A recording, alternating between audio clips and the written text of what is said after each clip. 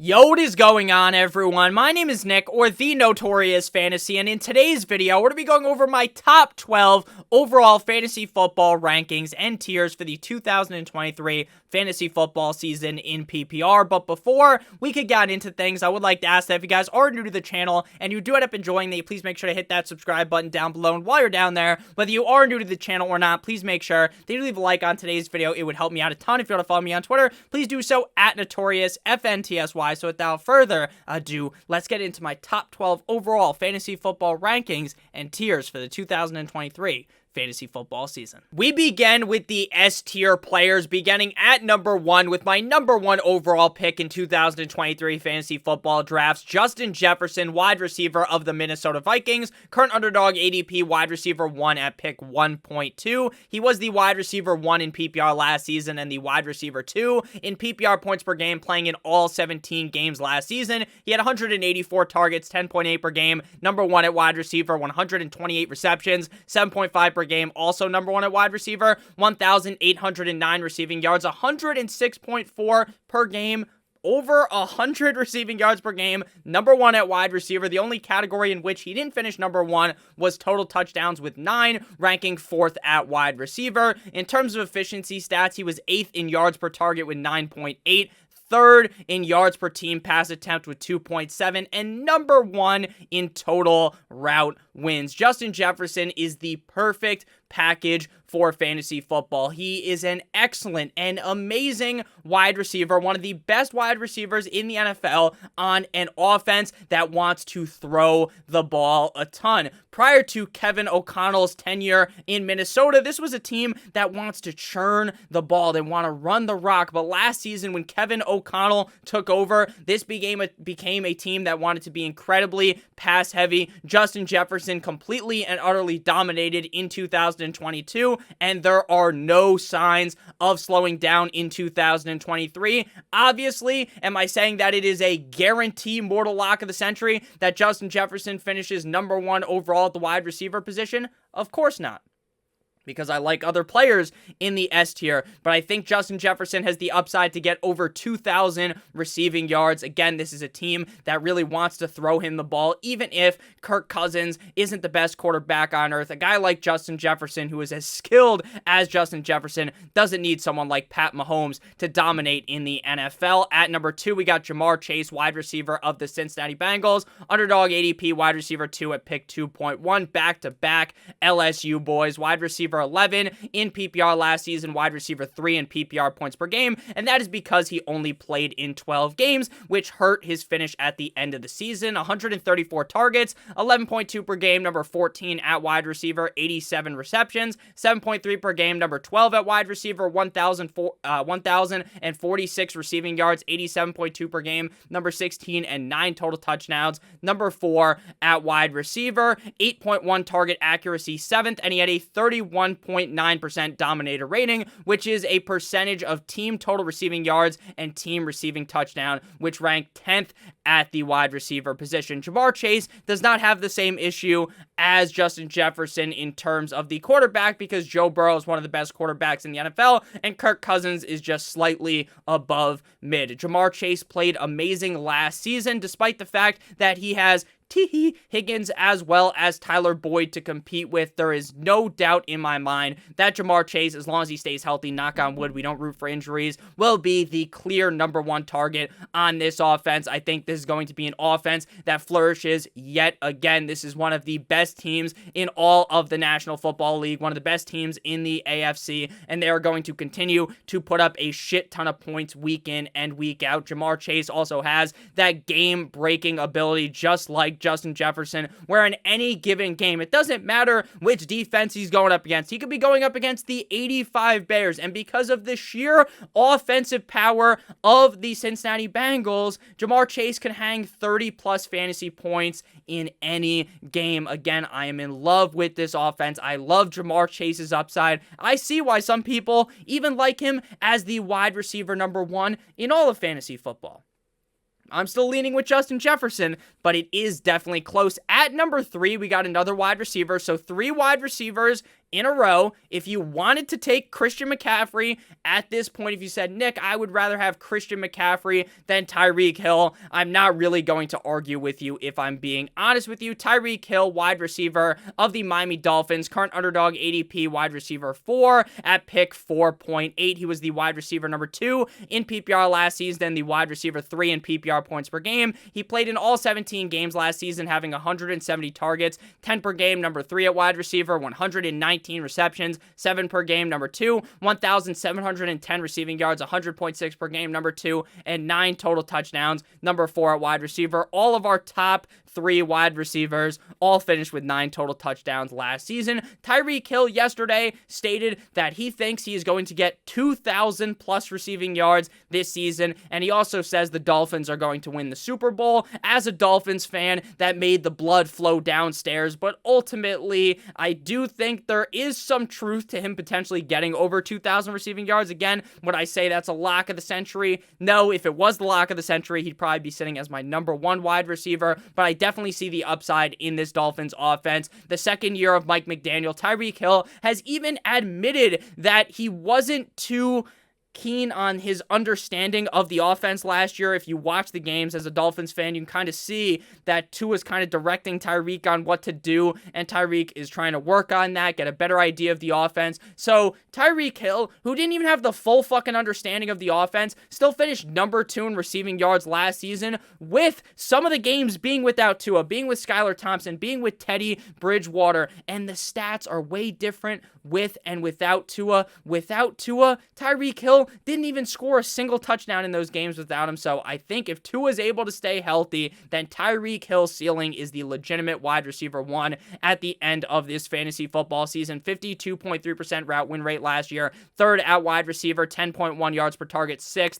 and a 148.7 true catch rate, 2nd. Even though Tyreek Hill is more of a little guy, now, he's not as little as Kenny Pickett's hands or as Kyler Murray, but he's not the biggest guy. He still does make spectacular catches, though. At number 4, we got Christian McCaffrey. Again, if you even wanted to say Christian McCaffrey is your number 2 overall player ahead of Jamar Chase, I won't argue with that either. Running back of the San Francisco 49ers, underdog ADP running back 1 at pick 3.7. I know there were a lot of people incredibly cautious about drafting Christian McCaffrey last season, and we saw how that paid off. You looked like an absolute fucking idiot because Christian McCaffrey went to pound town, not only in Carolina, but in San Francisco last season. Running back 2 in PPR, running back 2 in PPR points per game. He played in 17 games last season with 16 starts. That one game where he didn't start was when he transitioned from the Panthers to the Niners. 244 carries, 14.4 per game, number 9, 1,139 rushing yards, 67 per game, number 7, 107 targets, number 2, 85 targets, number 2, 741 receiving yards, number 1, and 13 total touchdowns, number 3. Christian McCaffrey gets more rushing yards than some of your favorite running backs, and he gets more fucking targets and catches than some of your favorite wide receivers. Again, 107 targets, 85 receptions. This guy is a fucking beast. He's a beast. But Nick, he only averages 4.4 true yards per carry, 27th. He doesn't need to have 5 or 5 plus true yards per carry when you are force feeding the bastard the ball, and he has the upside to get 6 or 7 targets every single game. This 49ers offense is a force to be reckoned with. They are going to be beating the ever-living shit out of defenses next season. Christian McCaffrey is a focal point in this offense. I don't think Trey Lance is going to be the guy. I think it's going to be my boy BCB, Big Cock Brock, and I think that even further amplifies this offense to the maximum. It turns the amp to the max. 5.7 yards per touch, 8th. 15 breakaway runs, 0.9 per game, number 6. And 1,071 yards created, number 4. I don't have to get down on my knees and give this guy the metaphorical gawk gawk 9,000. We all know just how great Christian McCaffrey is. He is my clear running back number 1. I know some people are trying to get a little bit cute and put like Bijan Robinson as the running back 1. I'm a huge Bijan Robinson guy. I love Bijan Robinson, but I'm not ranking Bijan Robinson ahead of Christian McCaffrey. That's just getting a little too cute. To close out the S tier, if you have enjoyed thus far, hit that subscribe button, hit that like button down below. We got Cooper Kupp, wide receiver of the LA Rams, underdog ADP, wide receiver 3 at pick 4.1. He was the wide receiver 23 in PPR last year, but the wide receiver 1 in PPR points per game. He played in 9 games, having 98 targets, 10.9 per game. Number 34 at wide receiver, 75 receptions, 8.3 per game. Number 23, 812 receiving yards, 90.2 per game. Number 33, and 7 total touchdowns. Number 14 at wide receiver, 11th in target separation, 18th in target accuracy, 1st in dominator rating, and he only had 1 fucking drop last season. I don't even care how healthy Matthew Stafford is now. I think Stafford's going to be healthy from everything that I've read, but Cooper Kupp could have Matthew Stafford roll out there like fucking Stephen Hawking on a wheelchair, and Cooper Kupp is still going to be one of the best wide receivers in the NFL. It feels like in a lot of redraft drafts. Now, I know his underdog ADP is pick 4.1. I have done multiple mock drafts where you can get Cooper Kupp at pick 8 or 9. Do people forget how great Cooper Kupp was? Some people are worried about the lingering injury, and I get that. But ultimately, you're not taking Cooper Kupp number 1 overall. The risk kind of negates itself. There's not as much risk the deeper you get into the first round. I always advocate to not be silly, wrap your willy, put a condom over your team early on in fantasy drafts, but I don't view the risk as that high. Everything I've read seems like Cooper Kupp's going to be good to go. Matt Stafford is going to be good to go. And again, the upside is Mars, the moon. It is out of this atmosphere because Cooper Kupp is one of the best wide receivers in the National Football League, if not the best wide receiver. Moving now to the A tier players. I know a lot of people have the S tier kind of as just 1 or 2 players, maybe even 3. If I'm going to be honest with you, I wanted to put them all in the same tier because I think you can make an argument that you might want to take Cooper Kupp at the 101 or Tyreek Hill at the 101. So I think kind of chopping off Tyreek Hill, McCaffrey, and Cooper Kupp is almost a disservice to how talented these players are. Moving to the A tier here with players 6, 7, 8, and 9. At 6, we got Austin Ekeler, running back of the LA Chargers, underdog ADP, running back 2 at pick 7.6. Now, we have mentioned Underdog Fantasy a bunch in today's video, and they are the sponsor of today's video. Underdog Fantasy is the best place to play best ball fantasy football this summer. If you don't know what best ball is, it's the best part about fantasy football. It's the draft, and that's it. There's no waivers, there's no trades, and there is no setting your lineup because at the end of every single week, Underdog automatically puts the highest scoring players in the lineup for you. If you want to get in right now, the best tournament they have is either the fast puppy or the slow puppy. The fast puppy is a fast draft, 30-second pick timer. The slow puppy is a slow draft, 8-hour pick timer. $5 to enter, 150 max entry, $75,000 to first, $500,000 in total prizes. If you don't want to join a big tournament, you can just do a normal 12-team draft with as low of entry prices as $3. The first 2 places make some money. It's like a normal fantasy football draft, except again, you don't have to set your lineup. You don't have to worry about making the wrong decision, sitting the random running back that's chilling on the end of your bench, and his name's Jacquizz Rodgers, and he magically scores 25 points, and he's not your lineup. Well, guess what? You don't have to worry about that because Underdog automatically puts the highest scores in your lineup for you. If you want to deposit right now, use promo code Notorious or click on the link in the video description for a first match deposit bonus of up to $100. Deposit 100, you get an additional 150, additional 50, 25, and additional 25. So back to the A tier players. At number 6, we got Austin Ekeler of the LA Chargers, underdog ADP, running back 2 at pick 7.6. He was the RB1 in PPR as well as in PPR points per game last season. This guy put on a clinic. While he did only have 204 carries in 17 games, 12 per game, number 20, and 915 rushing yards, ranking 17th, this guy just sucks in targets.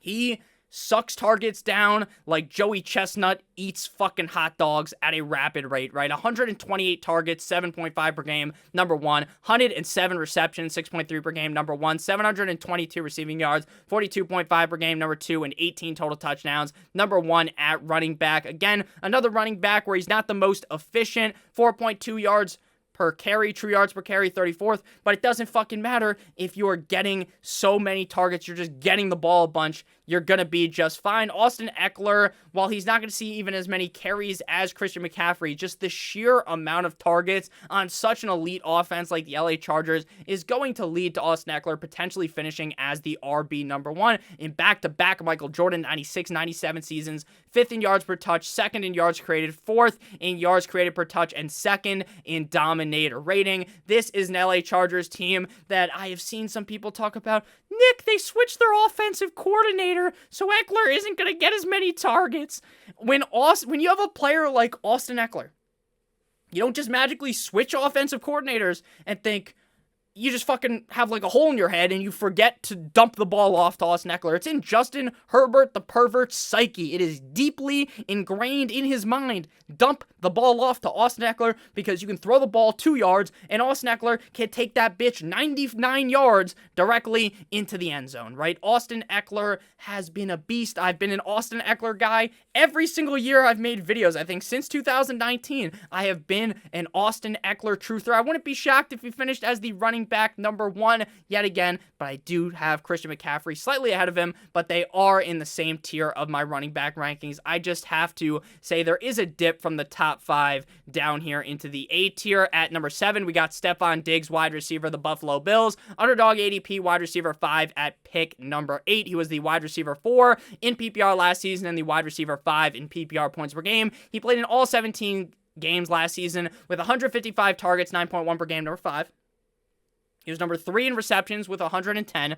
He was 5th in receiving yards with 1,455, and he had 11 total touchdowns, number 2 at wide receiver, 2.51 yards per pass attempt, 6th. He was 17th in yards per target, 9th in fantasy points per target, and 4th in fantasy points per route run.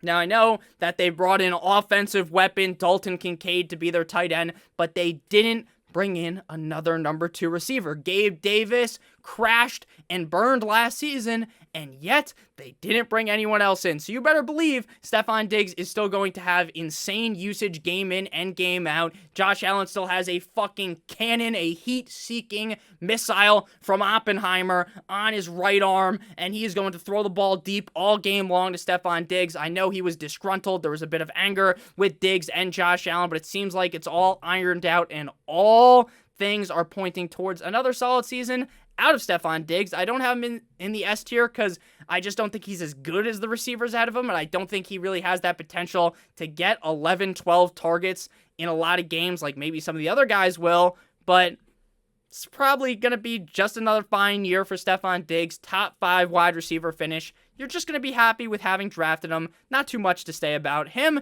At number 8, we got Travis Kelce. Now, this is the earliest I will take Travis Kelce is player number 8. Now, I might say that I don't like Travis Kelce as much as some because I see some people where they have like Travis Kelce ranked as player number 4 or 5 in the rankings. I think it's a little crazy to take Travis Kelce that high, but I still think Travis Kelce is amazing. He's getting up there in age. He's still the clear number 1 tight end, and he gives you a clear positional advantage because he is the head honcho. He could finish with 3+ more points per game than any other tight end, which does not happen at wide receiver typically, right? The wide receiver 1 versus the wide receiver 2, there's not a 3-point difference, whereas there could be with Travis Kelce versus Mark Andrews or Hawkinson, or maybe fucking Kyle Pitts apparition has a great year. So Travis Kelce, tight end 1, pick 6.3, tight end 1 in PPR and PPR points per game last season, 17 games played, 152 targets, you guessed it, number 1, 110 receptions, number 1, 1,388 receiving yards, or 1,338 receiving yards, 78 points per game, number 1, and 12 total touchdowns, you guessed it, number 1, 4th in dominator rating, 1st in yards per team pass attempt, and 2nd in yards per route run. This Kansas City Chiefs offense is, again, void. They don't have any fucking wide receivers. They don't. Nick, they got Kadarius Toney. They have a bunch of ragtag crew of shitheads, guys you don't want to really draft in fantasy, guys that aren't all that elite. Once they got rid of Tyreek Hill, it still worked, right? They won the Super Bowl, but they don't have any real wide receiver weapons there. That scares me. Kelce is going to just get bombarded with targets by Patrick Mahomes. He is a red zone dominator. He dominates in the red zone, 50 Shades of Grey style. He is going to bend the defense over. You remember last year when the bastard scored like 4 fucking touchdowns against the Arizona Cardinals? He could do that in any game. He is a league-winning player. That's why I got him at number 8. Now, am I always taking him ahead of Davante Adams or some of the guys in the B tier? No, but I definitely would get it if you wanted to. At number 9, we got Davante Adams. This is a guy that people seem to hate for some reason. They seem to forget that Davante Adams is one of the best receivers in the NFL. Underdog ADP, wide receiver 10 at pick 14.1. Adams of the Las Vegas Raiders. Wide receiver 3 in PPR last year, wide receiver 6 in PPR points per game, but he's the wide receiver 10 because he went from Derek Carr to Jimmy Garoppolo. Let me tell you something real quick. Jimmy Garoppolo isn't dog shit. He's not terrible. Would he be my favorite quarterback for Davante Adams to have? No, but he's not terrible. Davante Adams was spreading the defense's cheeks apart last year with Jarrett Stidham, under center with Jarrett Stidham, and people are scared of Jimmy Garoppolo. Spoiler alert, Jimmy Garoppolo loves force-feeding the ball to one guy, and that guy's going to be Davante Adams. They got rid of Darren Waller. They've got Davante Adams, Jacoby Myers. They've got Hunter Renfrow. They don't got a lot of options. So Davante Adams is going to be getting the ball. Josh Jacobs as well, but Jacobs still in that kind of contract negotiation, which makes it hard to rank him inside the top 12. Wide receiver 3 in PPR, wide receiver 6 in PPR points per game, 17 games played, 180 targets, 10.6 per game, number 2, 100 receptions, 5.9 per game, number 7, 1,516 receiving yards, 89.2 per game, number 3, and 14 total touchdowns, number 1. He was 7th, not 7th, he had a 7 target accuracy, 69th. Very nice. I like him. My name Borat. He was 69th in accuracy, and people are shitting their pants about Jimmy Garoppolo. Derek Carr wasn't good last year. Jarrett Stidham isn't good, and Davante Adams was still playing amazing. 2nd in dominator rating, 5th in total route wins. People need to stop overthinking Davante Adams right now. People are talking about how he's a bust. All this. How the fuck does that make any sense? How in the world can you call this guy a bust? I just don't get it. If someone wants to lay it out in the comment section, and maybe I will finally get it. But I just don't get it. I've heard a million arguments about Davante Adams and how he's finished, how his fucking career is just going to be crashing directly into a wall like one of those Looney Tunes cartoons where they're running into a canyon and there's like a road on the canyon. But in reality, it's not a road. It's like painted on and the fucking guy just runs directly into the canyon and falls backwards. Like, I just don't get it. I don't understand why people hate Davante Adams. He's still one of the best receivers in the NFL. He might be the best receiver in the NFL. And you can get him in the 2nd round in a lot of drafts. Make that make sense. Moving now to the B tier players. Players 10 through 12. Bijan Robinson, CeeDee Lamb, and A.J. Brown. Bijan Robinson, running back of the Atlanta Falcons. Underdog ADP, running back 3. Pick 9.8.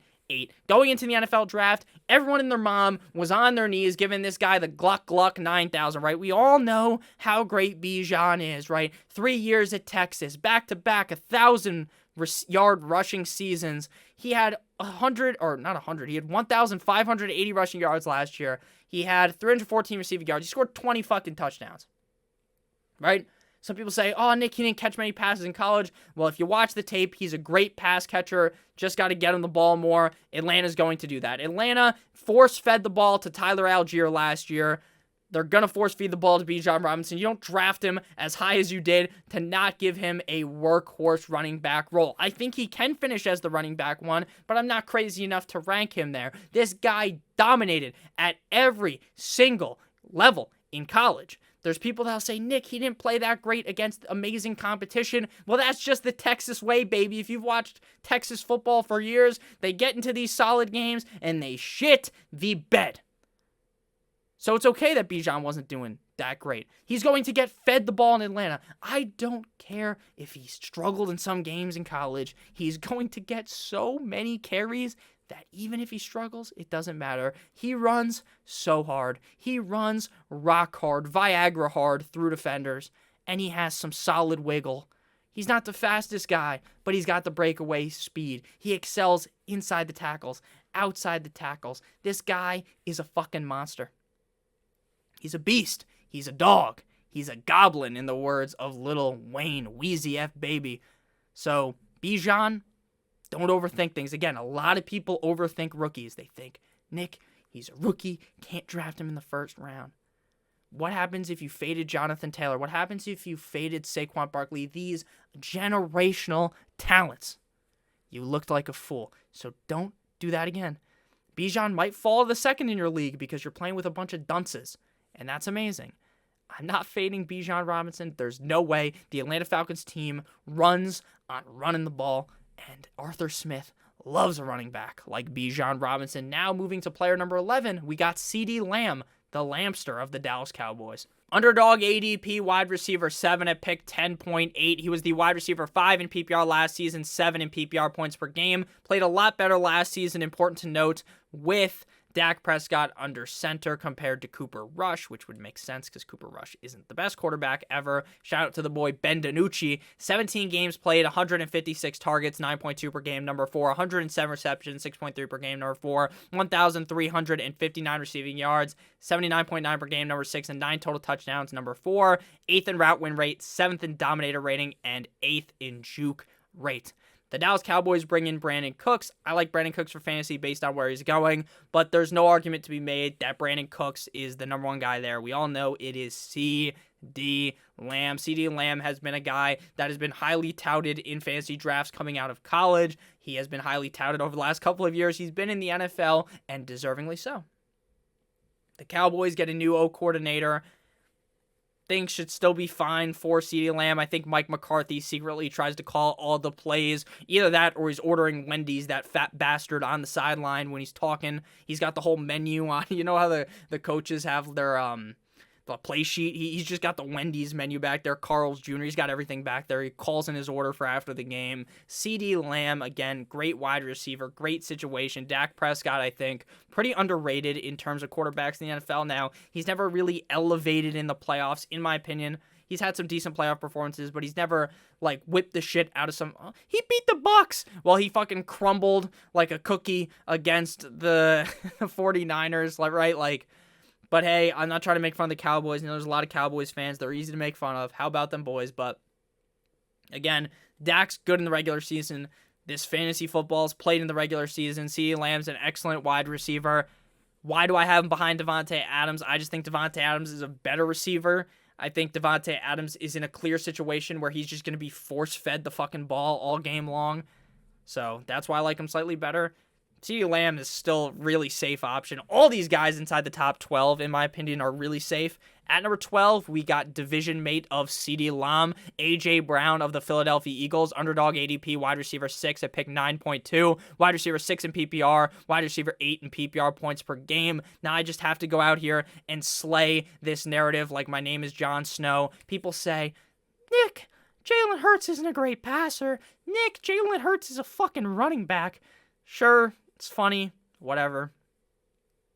Jalen Hurts is much better than a running back. Jalen Hurts is a great quarterback. He's great at rushing. He's great at throwing the ball. He's accurate deep down the field. A.J. Brown is the guy. He is the dude of this offense. There's a reason why they brought him in from Tennessee. Devontae Smith is the 1B. I love Devontae Smith. I love the fact that he's built like a stick. He's super fast. He looks like Kevin Durant out there with those skinny-ass legs. But at the end of the day, A.J. Brown is still the guy. He still has that game-breaking upside. All these guys do in the top 12, right? Those games where they just turn it on maximum and they're just dominating. They put up 25, 30 fantasy points, right? Not someone you can find in the 8th round most of the time can do that, right? Obviously, if you find like Ja'Marr Chase's rookie year or something like that, but you get what I mean. It's not hard. It's hard to find, and all these guys have that. This Eagles offense, again, is just going to be money.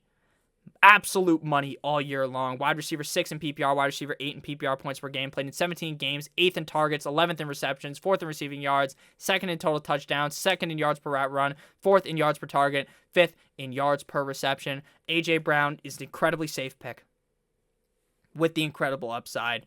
It's really a no-brainer as a late first-round pick. He's a guy that I kind of almost want to draft Amon-Ra St. Brown ahead of, but have been steadily drafting A.J. Brown. Amon-Ra St. Brown's number 13.